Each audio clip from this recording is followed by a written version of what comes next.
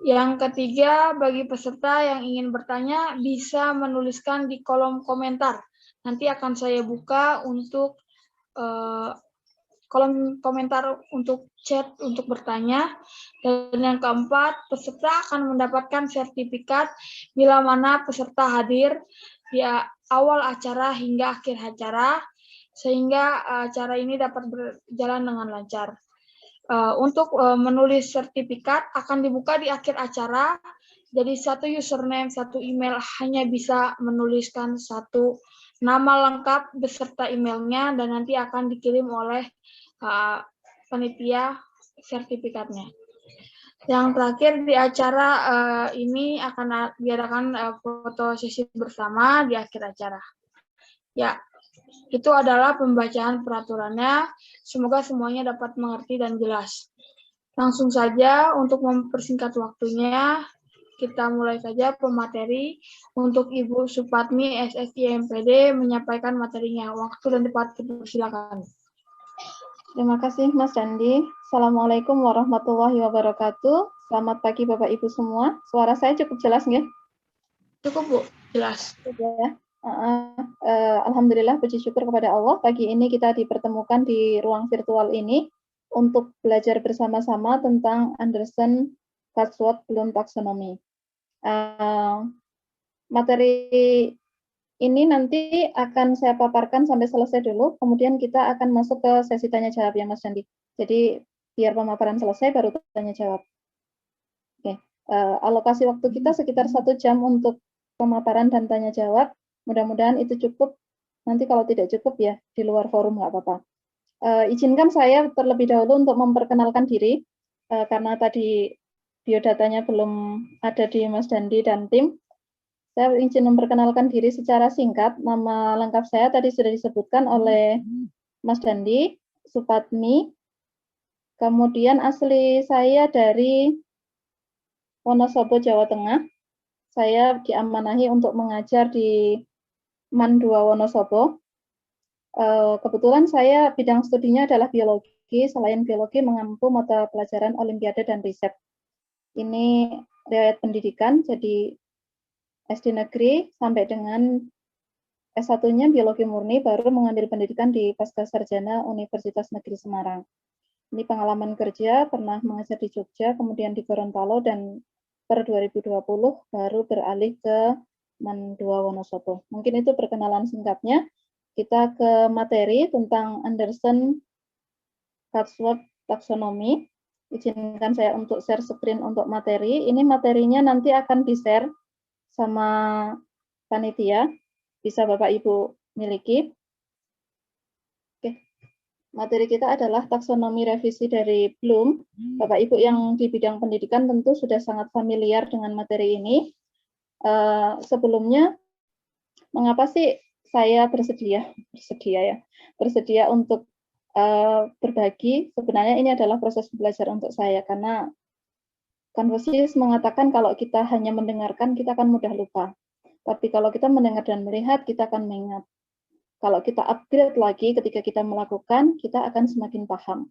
Dan sharing ini bagi saya adalah bagian dari I do. So, saya berharap I will understand.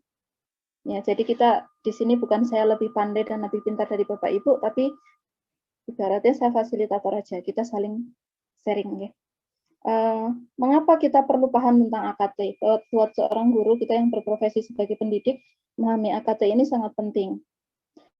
Di sini ada 4 alasan ya, terkait dengan hasil tes PISA, kemudian fenomena AP21, kurikulum kita, kemudian kurikulum itu ada 2, kurikulum core-nya sendiri dari K13 maupun bagaimana kurikulum itu dilaksanakan. Tentu kita semua udah tahu, kalau terkait dengan hasil tes PISA, Indonesia ini masih istiqomah, hanya sayangnya istiqomahnya adalah istiqomah di barisan belakang. Tapi sebenarnya ketika kita mengukur tes PISA, baik itu untuk literasi membaca, literasi matematika, maupun literasi sains, tapi kita mengukur per kota gitu, beberapa kota di Indonesia itu nggak kalah sebenarnya dengan negara-negara tetangga seperti Malaysia, Brunei, dan Singapura gitu. Utamanya seperti Jogja, kemudian DKI Jakarta. Kita nggak heran lah kalau Jogja, kita mengenal Jogja sebagai kota pelajar dan budaya. Tapi kelemahan kita di Indonesia adalah bahwa kualitas mutu pendidikan kita belum merata di seluruh wilayah Indonesia. Kemudian di abad 21 ini kita juga menghadapi beberapa hal, ada tantangannya, tapi juga ada tuntutannya, makanya kita butuh kompetensi tertentu. Tantangannya antara lain apa? Bahwa di abad 21 ini terjadi konvergensi pengetahuan. Ada spesialisasi pengetahuan. Jadi setiap kita, kalau kata Pak Rasihon Ubaidillah yang dulu pernah menjadi kepala LIPI itu harus punya benderanya masing-masing. Benderamu apa? Kalau benderaku adalah biologi, biologinya apa? Gitu. Kemudian yang kedua, di abad 21 karena perkembangan teknologi, utamanya teknologi internet, kita menghadapi yang namanya ledakan informasi. Kemudian kita juga dihadapkan pada otomatisasi, semuanya dikerjakan dengan mesin, baik komputer, bahkan Jepang udah sangat maju ya dengan menciptakan AI, robot yang hampir menyerupai manusia, juga termasuk yang keempat tantangan digitalisasi. Kemudian tuntutannya apa di abad 21? Di abad 21 kita dituntut untuk menguasai digital literasi digital. Kemudian kita juga harus menguasai yang namanya inventive thinking. Not only kita, tapi juga terlebih anak-anak didik kita nantinya. Gitu. Inventive thinking itu apa? Kemampuan berpikir untuk inventory penemuan. Jadi nanti kalau untuk inventive thinking berarti kita butuh kompetensi tertentu. Kemudian yang ketiga tuntutannya adalah kecakapan komunikasi. Berbicara dalam forum sebenarnya adalah bagian dari kita untuk belajar melakukan komunikasi secara efektif. Kemudian yang terakhir ada tuntutan untuk memiliki high productivity. Nah, kompetensinya apa untuk menghadapi semua itu gitu. Di sana ada literasi dasar, kompetensi dan karakter. Kompetensinya antara lain adalah berpikir kritis atau critical thinking. Nah, ini yang kita bahas nanti di AKT. Di level mana sih yang masuk critical thinking itu? Atau kita mengenalnya dalam bahasa sehari-hari adalah HOTS. Maka kalau di taksonomi Bloom nanti dari C1 sampai dengan C6 ada pembagian menjadi low order thinking, middle, kemudian high order thinking. Yang berpikir kreatif, kritis ini adalah masuk ke high order thinking. Kemudian kreatif, itu juga masuk HOT, komunikasi, kemudian kolaborasi. Jadi tuntutannya sekarang memang kita tuntutan kolaboratif. Kita nggak bisa berjalan sendiri, tidak bisa berkembang sendiri, tapi semua kolaboratif. Kemudian yang selanjutnya adalah karakter apa yang dibutuhkan untuk menghadapi tantangan itu. Rasanya yang pertama adalah ingin tahu, kemudian berinisiatif, karakter gigih, nggak mudah menyerah. Kalau kata Renal Kasali gitu ya, generasi yang dibutuhkan adalah generasi yang tangguh, bukan generasi stroberi yang menyek-menyek gitu, terbentur dikit nyerah gitu. Kemudian adaptif, kita tahu menurut teori evolusi, organisme yang paling adaptif itulah yang paling bisa bertahan hidup, survival of the fittest ya. Kemudian kepemimpinan, yang terakhir adalah kepekaan sosial dan budaya, karena kita manusia makhluk sosial, mau nggak mau kita hidup bersama dengan orang lain. Maka karakter untuk peduli pada lingkungan dan budaya sosial ini sangat diperlukan. Ini terkait dengan implementasi kurikulum K13. K13 kan sebenarnya ingin mendobrak dari semuanya ini. Dominansi guru, pembelajaran satu arah, pembelajaran yang monoton, kemudian soal-soalnya minim HOTS. Kebanyakan soal adalah low atau middle. Kemudian ketidakselarasan. Ketidakselarasan yang dimaksud adalah apa yang diharapkan pengajarannya seperti apa yang dipelajari, ujiannya seperti apa, ini yang tidak selaras. Itu pengantarnya tadi, kita masuk ke intinya. Pengantarnya panjang banget, kita masuk ke intinya, kita akan belajar tentang Anderson-Cartwright taxonomy atau Davis-Bloom taxonomy. Kalau Bapak Ibu belajar di dunia pendidikan, pasti familiar dengan ini, bahwa taksonomi Bloom itu sebenarnya ada 3 ranah, kognitif, psikomotorik, dengan afektif. Tetapi hari ini kita hanya akan membahas tentang kognitif atau dimensi pengetahuan. Dimensi pengetahuan sendiri terbagi menjadi 4 ranah, dari yang konkret sampai yang abstrak, mulai dari faktual atau pengetahuan indrawi, yaitu pengetahuan yang diperoleh dengan menggunakan panca indera, baik itu penglihatan, kemudian pendengaran, raba, penciuman, dan sebagainya. Pengetahuan faktual itu meliputi terminologi atau tentang istilah, kemudian juga pengetahuan tentang detail dan unsur-unsur. Yang kedua, pengetahuan konseptual atau pengetahuan tentang klasifikasi dan kategori, kemudian prinsip dan generalisasi, teori, model, dan struktur. Yang ketiga yang lebih tinggi, semakin ke arah abstrak gitu ya, tapi ini masih belum 100% abstrak, itu adalah pengetahuan prosedural, yaitu pengetahuan tentang teknik atau metode. Kemudian yang paling tinggi adalah metakognisi.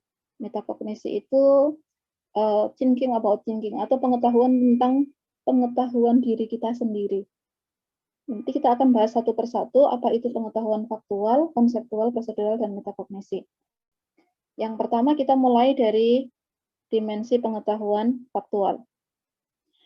Pengetahuan faktual itu ada dua kelompok ya di sini, ada dua jenis, yaitu pengetahuan tentang terminologi atau istilah. Misalnya contohnya ada nama benda atau nama bagian-bagian dari benda, arti simbol pada sebuah rumus. Misalnya rumus yang sangat kita hafal di fisika itu ada E sama dengan MC kuadrat punya Einstein, yaitu maksudnya apa, M apa, C apa. Kemudian kalau di biologi misalnya ada rumus P plus Q sama dengan 1, artinya apa gitu. Kemudian juga definisi tentang suatu istilah. Misalnya apa sih yang dimaksud dengan istilah, misalnya apa yang dimaksud dengan istilah organisme sejenis gitu. Kemudian yang kedua, pengetahuan tentang detail atau elemen atau spesifik, elemen spesifik yang bisa kita indra. Misalnya bentuk virus. Di indra di sini maksudnya tidak harus dengan katakanlah penglihatan dengan mata telanjang, enggak. Tapi indra yang bisa dibantu, misalnya bantuan mikroskop untuk penglihatan. Nah, kita bisa melihat bentuk virus dengan bantuan mikroskop elektron. Kalau virus SARS-CoV-2 bentuknya seperti apa, kemudian virus bakteriofag bentuknya seperti apa, atau virus polio bentuknya seperti apa, itu bisa kita amati di bawah mikroskop. Karena darah itu bisa kita indra secara langsung, kecuali mungkin kalau sel darah putih ya, sel darah itu kita butuh bantuan alat. Kemudian aroma zat, berarti ini indera penciuman, struktur DNA, ini juga pakai indera penglihatan dengan bantuan. Nah, ini contoh pengetahuan faktual. Ketika dikasih stimulus seperti ini, misalnya pertanyaan yang merupakan pengetahuan faktual adalah pengetahuan indrawi, berarti menggunakan indera misalnya penglihatan. Bagaimana bentuk virus di atas? Ini kan pakai, siswa kan hanya tinggal melihat menggunakan indera mereka.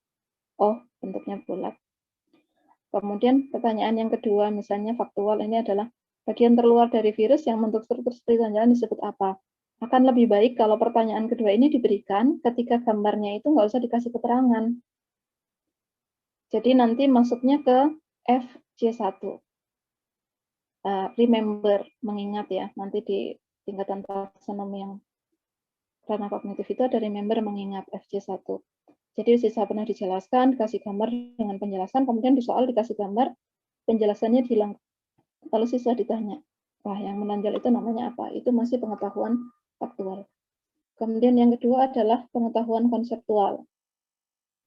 Itu pengetahuan tentang klasifikasi dan kategori. Contohnya kalau di biologi ada tingkatan keanekaragaman.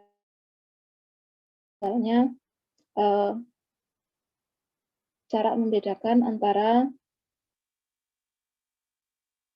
buah semu dan buah sejati, atau kalau misalnya di materi di materi tentang klasifikasi gitu, taksonomi misalnya, bagaimana membedakan antara organisme eukariotik dan prokariotik, atau misalnya membedakan antara homoioterm dengan poikiloterm. Kemudian yang kedua ada pengetahuan tentang prinsip atau generalisasi, prinsip kerja enzim, lock and key seperti apa, induced fit seperti apa, atau kalau prinsip misalnya prinsip pewarisan sifat yang menggunakan hukum Mendel 1, hukum Mendel 2 seperti apa. Kemudian untuk pengetahuan tentang teori, model, dan struktur, misalnya struktur DNA dan RNA, yang double helix yang mana, yang linear yang mana. Kemudian misalnya teori evolusi. Ada teori evolusi biokimia, ada teori evolusi biogenesis, abiogenesis, tentang asal-usul makhluk hidup ya, kalau kita masih ingat di kelas 12. Kembali kepada contohnya tadi, kalau dikasih gambar seperti ini, seperti apa sih? Pertanyaannya konsep. Tadi konsep kan kita ingat lagi, ada yang pengetahuan tentang klasifikasi kategori, ada prinsip dan generalisasi, ada teori atau model atau struktur. Contoh pertanyaannya, kalau pada proses infeksi virus pada sel inang, apa peran dari protein spike dari RNA. Berarti itu nanti sudah konsep terkait dengan peranannya. Kemudian jelaskan ciri-ciri atau karakteristik dari virus. Yang ketiga adalah dimensi pengetahuan prosedur. Itu ada pengetahuan tentang ciri-ciri atau metode dalam bidang tertentu. Misalnya, bagaimana sih aliran energi berlangsung, atau daur materi, atau rantai makanan, atau bagaimana tahap-tahap sintesis protein, atau bagaimana tahap-tahap infeksi virus, atau perkembangbiakan virus, kalau belum infeksi perkembangbiakan. Dalam sel inangnya seperti apa, ada jalur litik, jalur litogenik. Kemudian bagaimana misalnya virus ditularkan, terus misalnya bagaimana kita berupaya menjaga kesehatan. Bagaimana tubuh melawan infeksi kuman kalau di sistem imun. Itu juga bagian dari prosedur. Misalnya ketika ada antigen masuk, respon pertama apa, respon kedua apa, respon ketiga apa. Masih menggunakan stimulus yang sama, kalau kita ditanya prosedural, misalnya pertanyaannya, jelaskan tahap-tahap infeksi virus sampai timbul gejala penyakit. Jadi bisa didekati, kalau imunnya kuat, tahapnya seperti apa. Kalau imunnya lemah, tahapnya seperti apa. Kalau mau dikembangkan lebih lanjut. Dan yang terakhir adalah pengetahuan metakognitif, pengetahuan tentang tingkat kesadaran, pengetahuan yang dimiliki oleh diri sendiri. Pengetahuan metakognitif ini lebih mudah kalau kita uji dengan pertanyaan reflektif gitu ya. Pertanyaan reflektif artinya siswa merefleksikan ke diri sendiri apakah mereka paham apa yang mereka pahami. Misalnya, contohnya adalah tentang penggunaan masker. Kenapa kamu pakai masker? Siswa paham nggak kenapa pakai masker? Berarti sebenarnya dia butuh data sebelumnya dari faktanya, masker itu punya kemampuan apa, konsepnya bagaimana, kemudian prosedurnya bagaimana sehingga masker itu bisa katakan mencegah penularan virus SARS-CoV-2. Atau kesadaran tentang bagaimana aktivitas manusia terhadap lingkungan. Bagaimanapun manusia hidup dalam sebuah lingkungan, pasti apa yang dia lakukan akan mempengaruhi lingkungannya. Nah, dia harus punya pengetahuan konseptualnya, kemudian prosedurnya bagaimana, baru dia kemudian menyadari bahwa apa yang dia lakukan bisa berpengaruh terhadap lingkungannya. Kalau dikembalikan kepada stimulus yang sama, ya tadi misalnya terkait dengan pandemi, bagaimana peranan penerapan prokes terhadap proses penyebaran virus. Apakah penerapan prokes bisa menghambat penyebaran virus? Jika menghambat, maka prosedurnya dibutuhkan tadi pengetahuan prosedur. Itu datanya apa? Berarti itu adalah faktual. Nah, yang bagian terakhir dari materi AKT adalah tahapan dimensi berpikir kognitif. Itu ada 6 tahapan, yaitu remember C1, kemudian understand C2, apply C3, analyze C4, kemudian evaluasi C5, dan terakhir adalah create itu C6. Kita mulai dari C1, remember. Itu kata kerja operasional yang bisa digunakan adalah mengingat, mengenali. Contohnya, kalau di biologi mengenali nama hewan, nama tumbuhan, atau misalnya mengetahui komponen penyusun DNA dan RNA. Atau ini karena hanya mengingat, misalnya mengingat syarat-syarat berlakunya hukum kesetimbangan Hardy-Weinberg. Hukum kesetimbangan Hardy-Weinberg itu kan pakai syarat dan ketentuan berlaku, apa syaratnya. Mengenali misalnya dikasih soal dengan stimulus struktur DNA, kemudian diberi nomor atau simbol, ditanya suruh mengenali, itu bagian itu namanya apa? Bagian itu namanya apa? Itu mengenali masih C1 ranahnya. Bisa juga mengenali simbol, misalnya pada gen, rumus gen. Ada huruf besar dan huruf kecil. Apa maksudnya? Kenapa harus ada huruf besar dan huruf kecil? Seperti itu. Kemudian yang kedua adalah understand. Understand itu KKO yang bisa digunakan misalnya menjelaskan, menafsirkan. Contohnya adalah jelaskan bagaimana proses metamorfosis sempurna pada kupu-kupu atau metamorfosis tidak sempurna pada belalang. Menafsirkan, misalnya dikasih data. Ketika terjadi revolusi industri di Inggris, gitu, ternyata jenis ngengat yang bersayap cerah itu berkurang atau bahkan hampir punah. Mengapa? Ini pasti ada penafsiran. Apa sih dampak dari revolusi industri terhadap punahnya ngengat atau kupu-kupu malam ya? yang berwarna cerah sehingga populasinya semakin turun. Yang kedua, misalnya mengklasifikasikan atau membedakan. Misalnya mengkategorikan antara gen dominan dan gen resesif, atau membedakan antara apa sih beda DNA dan RNA, apa beda prokariotik dengan eukariotik, apa bedanya bakteri dengan virus, apa bedanya alga hijau biru dengan alga yang lain, atau apa bedanya bakteri dengan archaea. Yang kedua, misalnya membedakan antara lemak jenuh dan tidak jenuh, kemudian menggolongkan asam amino ada yang esensial, semi esensial, non esensial. Itu dasarnya apa? Itu masuk ke nanti understand. Jadi kalau di understand, siswa tahu ketika mengklasifikasikan atau membedakan atau mengkategorikan, mereka reasoningnya ada. Itu artinya mereka paham. Bukan sekedar recall ya. Kalau sekedar recall hanya sekedar mengingat aja. Tapi kalau understand, mengapa terjadi seperti ini, alasannya apa, itu yang harus dipahami. Tadi kalau misalnya, kenapa ngengat yang sayapnya cerah punah pada revolusi industri, itu kan ada reasoning di belakangnya. Kemudian yang ketiga, itu adalah apply atau penerapan. Kata kerja operasionalnya misalnya menggunakan kata mengeksekusi atau memberikan contoh, kemudian mengimplementasikan, menerapkan, atau menggunakan. Misalnya, memberikan contoh mamalia yang hidup di air. Ini bisa menjadi C1 kalau hanya sekedar recall, atau bisa juga menjadi C3 ketika apply dengan cara menerapkan pengetahuan. Tergantung bagaimana kita nanti meng-create soalnya. Kemudian memberikan pertolongan pertama pada orang yang mengalami kecelakaan patah tulang. Ini adalah apply. Artinya siswa sudah punya fakta nih, kelihatan patah tulangnya seperti ini. Konsepnya tulang harusnya seperti ini. Mereka mengaplikasikan bagaimana memberikan pertolongan pertama. Kemudian misalnya mengubah nilai P untuk mendapatkan nilai Q pada hukum kesetimbangan Hardy-Weinberg. Itu adalah penerapan. Siswa paham hukum kesetimbangan Hardy-Weinberg, syarat dan ketentuannya, dan sebagainya, kemudian menerapkan dalam perhitungan.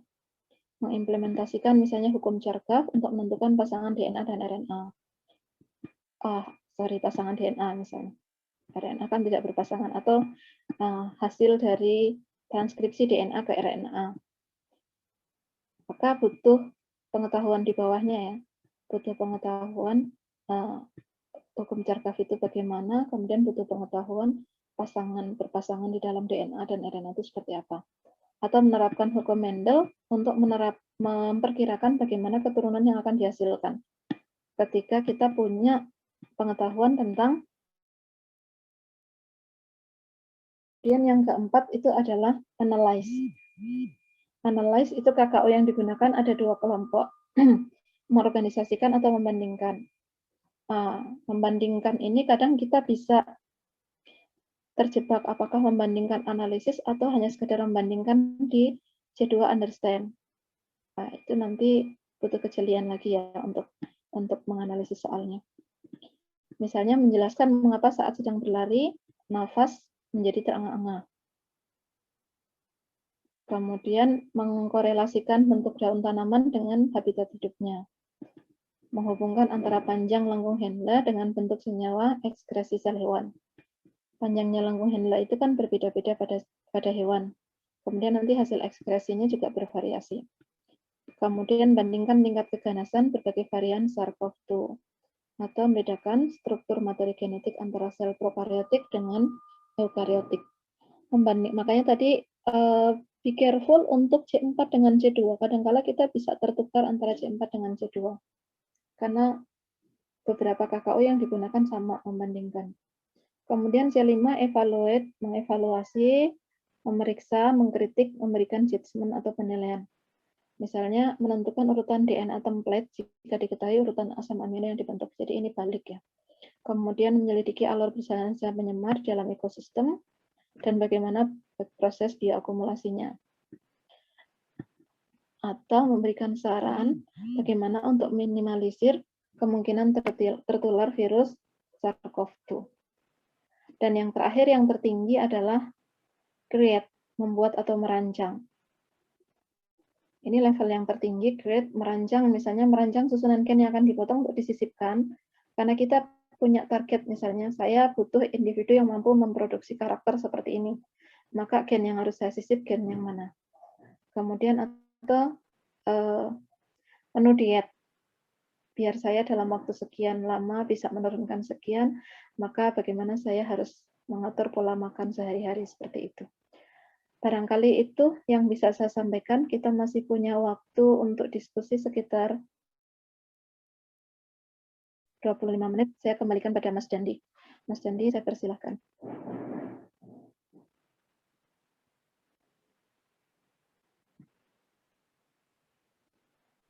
Baik Ibu, terima kasih banyak atas penyampaian materi yang diberikan.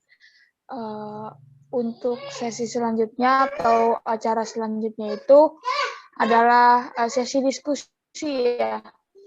Barangkali setiap peserta di virtual meeting for BINUS ini ada yang ingin bertanya, silakan menuliskan di kolom chat. Dan untuk sesi diskusi sudah saya buka. Silakan. Terima kasih Ibu Supatmi untuk materinya cukup menarik sekali tentang taksonomi Bloom. Biasanya ini kalau nggak salah taksonomi Bloom ini dipakai untuk di pendidikan ya Bu ya? Iya, betul. Iya. Terutama ketika penyusunan soal ya? Iya Bu. Biasanya gitu.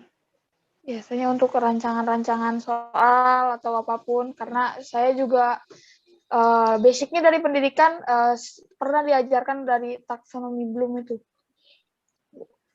Oke. Okay. Untuk peserta boleh menuliskan pertanyaan di kolom chatnya bagi yang ingin bertanya. Silakan, kolom chat sudah dibuka untuk sesi diskusi kali ini. Silakan. Mungkin pemaparannya terlalu cepat ya, jadi enggak bingung. Cukup sih Bu, mungkin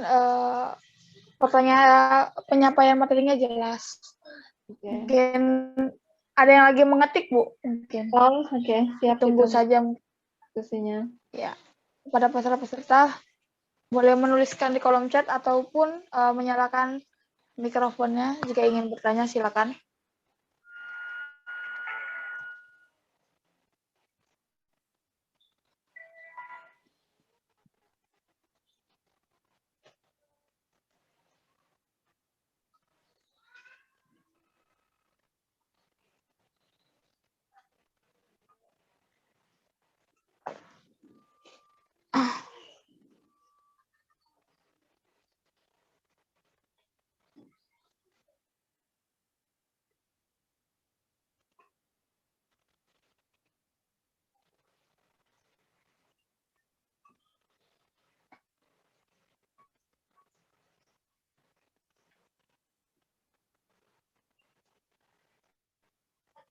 Atau kalau enggak malah saya yang tanya ya.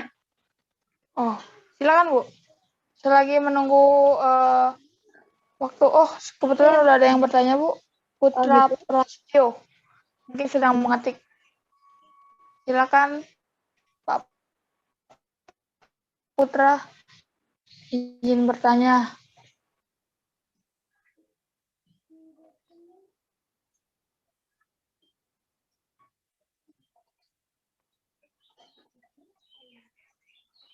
Mungkin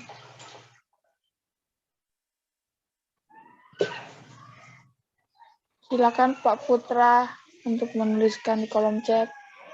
Bagi yang lain, peserta yang lain dari virtual meeting for BINUS ini silakan bisa menuliskan di kolom chat atau menyalakan mikrofonnya. Bagi yang ingin bertanya.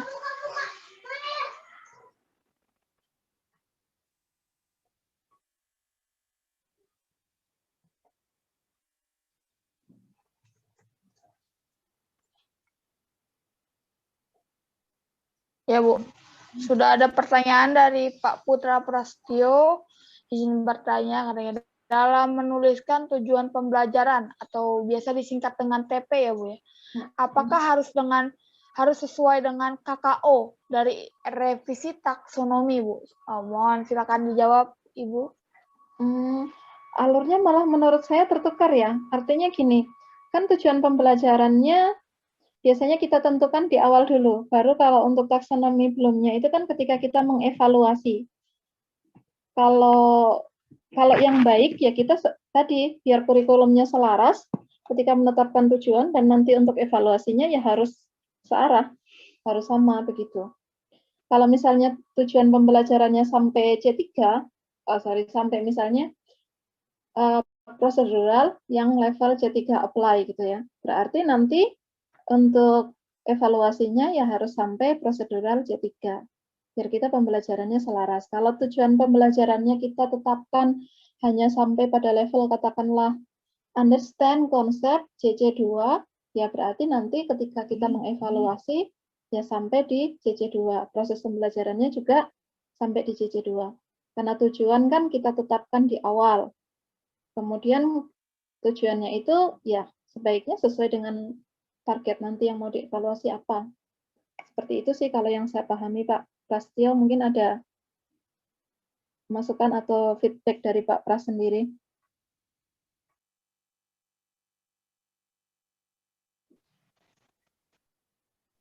Iya, terima kasih penjelasannya buat Ibu Supatmi. Bagaimana Pak Prastio untuk jawabannya bisa menanggapi lagi di kolom chat. Nah, selanjutnya ada pertanyaan lagi Bu dari Ibu Sumiratih Abdul. Ya. Itu bagaimanakah membuat soal yang hot? Silakan jawab.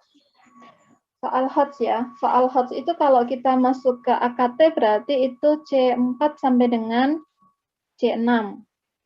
Kita mau masukkan C4, C6 itu kan tadi saya katakan bahwa ketika kita bicara tentang knowledge dimension, itu kan ada faktual, konseptual, prosedural, dan metakognitif.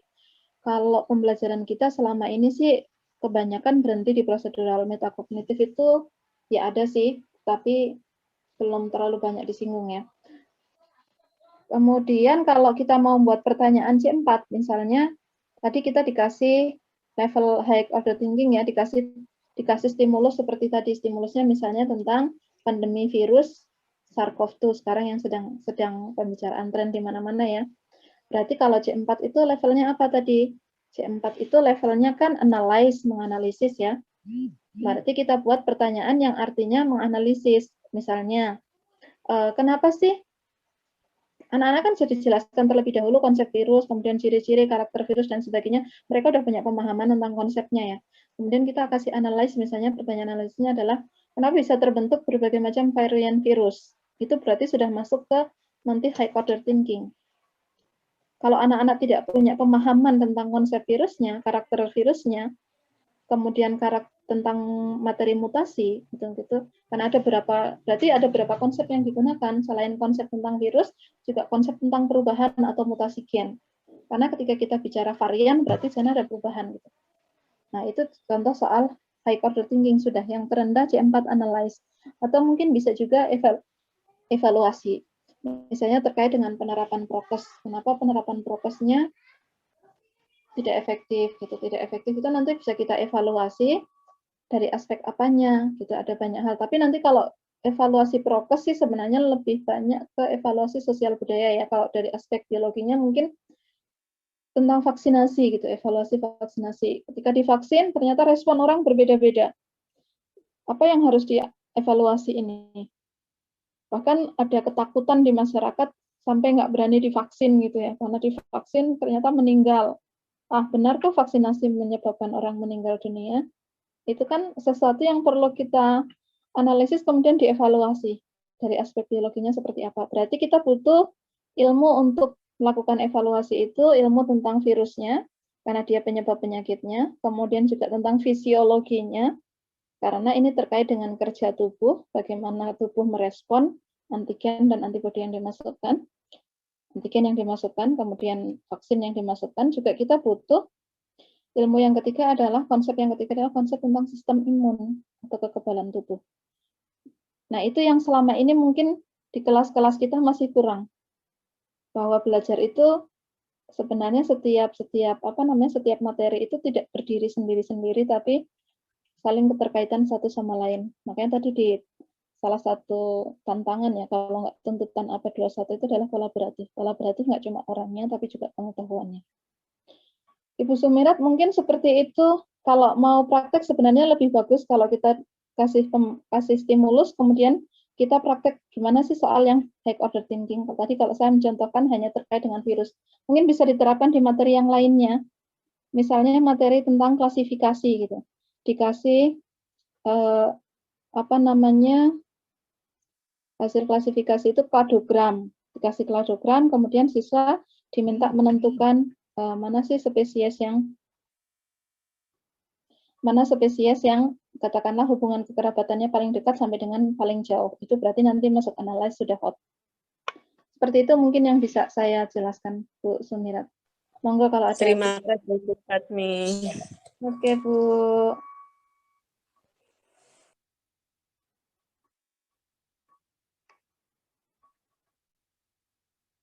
Monggo Bapak Ibu, kalau ada yang perlu didiskusikan. Ya. Mungkin itu ada tambahan lagi Bu dari Ibu Sumirati, katanya apa saja bentuk stimulus untuk pembuatan soal hot. Stimulusnya ini bisa variatif ya Bu ya. Kalau tadi yang saya kasih contoh stimulusnya kan hanya gambar. Kita juga bisa menggunakan stimulus misalnya data hasil penelitian. Ini yang bagus dari kalau kita belajar tentang AKM gitu ya. AKM itu kan kita semua soal bukan soal yang serta-merta ditanyakan kemudian recall, tapi soal yang menggunakan stimulus. Entah itu yang literasi sains maupun literasi baca. Stimulusnya bisa macam-macam. Kalau tadi saya pakai contoh stimulus gambar, bisa juga kita misalnya data hasil penelitian, bisa juga kita stimulusnya adalah proses percobaan, kemudian bisa juga kita menggunakan stimulus misalnya ya kalau soal tertulis otomatis yang paling mudah ya kita gambar dan data tertulis ya. Seperti itu, atau mungkin bacaan wacana. Wacana terjadi sebuah kejadian luar biasa, misalnya terjadi kasus tragedi Minamata misalnya. Tapi ini tragedi lama ya, Minamata. Itu kan nanti bisa menjadi stimulus untuk soal-soal yang terkait dengan pencemaran lingkungan dan dampaknya. Begitu Bu Sumirati. Jadi kreasi guru untuk mencari stimulus, menurut saya itu justru yang sulit itu adalah mencari stimulus daripada menyusun soal. Karena kita mencari stimulus yang tepat untuk soal yang tepat itu butuh permenungan tersendiri. Enggak Bu, atau mungkin dari Bapak Ibu yang lain mau menambahkan berdasarkan pengalamannya. Ya, terima kasih Ibu Supatmi atas penjelasannya dari pertanyaan Ibu Sumirati. Bagaimana jawaban yang diberikan oleh Ibu Supatmi? Apakah sudah cukup untuk Ibu Sumirati? Dan yang bagi lain yang ingin bertanya, silakan di kolom chat masih bisa untuk bertanya. Dari Ibu Sumirati, terima kasih atas jawabannya Bu Fatmi. Betul Bu, mencari stimulus yang tepat itu susah. Iya Bu. Susah tapi bukan tidak mungkin ya Bu ya. Artinya mungkin karena kita tidak terbiasa dengan soal yang menggunakan stimulus. Biasanya kita kan nanya langsung. Sebutkan ciri-ciri virus misalnya kayak gitu, atau itulah yang tadi dikatakan soal-soal kita masih kebanyakan soal-soal yang belum masuk hot. Memang kalau mau buat soal hot ya lebih enak kalau kita pakai stimulus ya Bu ya. Kalau tanpa stimulus kita mesti seringnya akan terjebak pada law of the thinking. Iya. Iya. Bu. Monggo Bu. Jadi minimal harus C4 ya untuk HOTS itu Bu. Kalau HOTS itu C4 minimal. Kalau kita pakai 3 ranah, kalau kita pakai L lot, kemudian middle, kemudian hot, maka hot itu ya C4, C5, C6. Middle biasanya C2, C3, C4. Jadi enggak hukum gitu. Tidak harus ya. Misalnya Bu, kita menampilkan gambar. Nah, di situ kita meminta untuk menyebutkan bagiannya dan fungsinya. Itu termasuk hot tidak? Oh, belum. Kalau hanya menyebut itu berarti nanti recall, apalagi dikasih gambar. Berarti kita nanti masuknya ke ranah pengetahuan faktual kan, mengamati dan kemudian FC1 nanti masuknya. Jadi yang gambar terutama yang masih baru ya, bukan gambar yang lama ya. Gambar yang lama tapi jangan nanya bagian Bu, bisa. Kalau kayak tadi kan misalnya saya kasih gambar virus, tapi kemudian dikasih, itu kan hanya baru gambar saja, setelah gambar dikasih misalnya pengantar wacana terjadi seperti ini, baru menganalisis, nah itu baru bisa masuk HOTS. Ya, terima kasih Bu. Sama-sama Bu. Amin. Semoga ada manfaatnya Ibu sharingnya. Ya, bagi peserta lain yang ingin bertanya masih bisa untuk bertanya di kolom chat ya. Ditunggu untuk yang ingin bertanya. Atau kalau boleh saya tanya pribadi Bu, Supatri, kalau untuk cara menstimulus itu selain pertanyaan boleh berupa apa aja Bu? Mungkin video atau apa gitu Bu? Selain menstimulus dengan pertanyaan. Kita paper basic test ya kita nggak bisa pakai video ya Mas ya. Kalau paper basic test otomatis kita kan hanya bisa menggunakan stimulus yang tertulis kan, bisa gambar, grafik, data, tabel, wacana. Tapi kalau misalnya kita pakai komputer basic test ya mungkin kita bisa menggunakan video. Tapi kalau pakai paper basic kan kita nggak bisa video. Baik Bu, terima kasih. Yang lain apakah sudah cukup Bu untuk pertanyaan kali ini, sesi diskusi kali ini? Apa bagaimana Bu? Enggak, saya menyesuaikan dengan moderator. Kemarin saya bilang sama Pak Endro, saya salah menentukan jadwal karena saya jam 10.30 sebenarnya ada kelas. Cuma tadi saya bilang ke anak-anak, Umi masuk jam 11-nya. Ya, mungkin dicukupkan saja ya Bu ya untuk sesi diskusi kali ini. Untuk para peserta bisa sambil penutup bisa menuliskan absensi untuk sertifikat di mana mengelis di kolom chat nama lengkap serta sertifikat. Satu user hanya bisa mengelis 1 kali. Untuk penutupnya terima kasih Bu pada materi Forbinus Virtual Meeting kali ini, yaitu materi Anderson and Cutwell Bloom Taxonomy yang dijelaskan oleh Ibu Supatmi cukup jelas, baik, dan semoga ilmu yang diberikan kali ini dapat membantu kita dalam proses yang terutama pembelajaran seperti saat mengevaluasi dan juga saat pembuatan soal. Terima kasih banyak Ibu Supatmi. Sama-sama Mas Dendi. Mas Dendi saya minta izin live duluan, nggak apa-apa ya? Oh, baik Bu, silakan Bu. Persiapan kelas lagi. Oke. Bapak Ibu mohon maaf untuk kekurangannya. Terima kasih atas waktunya Bapak Ibu semua. Saya izin untuk live room terlebih dahulu. Assalamualaikum warahmatullahi wabarakatuh. Waalaikumsalam warahmatullahi wabarakatuh. Terima kasih banyak. Ya, kita sudah di akhir acara Forbinus kali ini. Terima kasih atas kesempatan Ibu Supatmi yang sudah live terlebih dahulu karena ada penyampaian materi lain, mungkin ya ada kesibukan yang lainnya. Saya ucapkan terima kasih juga kepada peserta Forbinus yang sudah hadir di virtual meeting kali ini. Semoga apa yang kita lakukan kali ini bisa menambah ilmu pengetahuan bagi kita semua, dan semoga pada materi ini dapat menjadi contoh atau bahasan untuk menambah ilmu kita. Ya, untuk selanjutnya yaitu sesi absensi masih berlanjut. Silakan untuk para peserta mengelis nama lengkap serta emailnya masing-masing untuk dibuatkan sertifikat oleh tim kita. Ya, terima kasih.